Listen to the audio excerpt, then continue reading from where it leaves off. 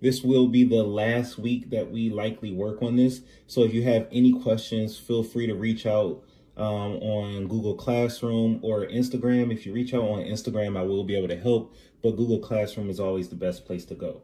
So if we look at our problem today, I'll go ahead and read it, but let's zoom in on it real quick. It says a soccer field is a rectangle 90 meters wide and 120 meters long. The coach asks players to run from one corner to the corner diagonally across the field. How far do the players run? So this is a great example where we can apply the Pythagorean theorem. If you remember, our formula is always going to be a squared plus b squared equals c squared. So from there, we can just detail a little information that was given to us. So if we look back at our story problem, it says a little information that we can plug in. The first thing that we know is that the rectangle was 90 meters wide. So if I go here, and we know that that's 90 meters, I might even want to put 90 meters. And we know that it was 120 meters long. It'll be set up like that. Now, what we're trying to figure out is what is the distance that the players would have to run diagonally.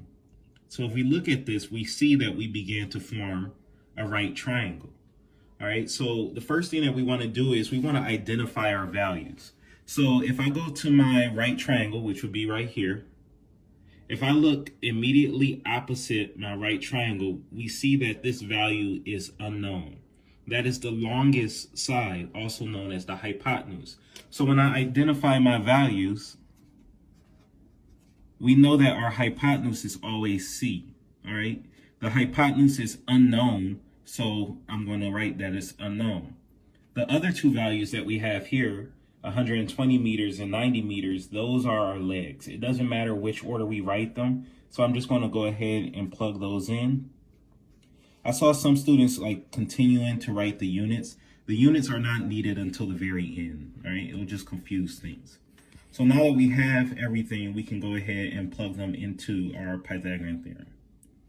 So we have to do 90 squared plus 120 squared, and then we will know our hypotenuse squared, right? So remember last week we said that we can work with any basic calculator. Here's my calculator. I have an iPhone. Some of you have Androids. I'm sorry to you all right? But you just take the iPhone and you turn it, and we can begin to work. I can do 90 squared. It's a little X squared button that I will push. And when I do that, I get 8,100. Also, if you didn't have that button or you couldn't find it, you could also work and just say 120 squared, which essentially means times another 120. And I get 14,400. Sorry. 14,400. I need you to go back. I'm videoing. Can we watch my mother? Go ahead and watch whatever you want, all right? All right. The next thing that you would do is you would add these values together. Okay? So we just add those values together. And we get 22,500.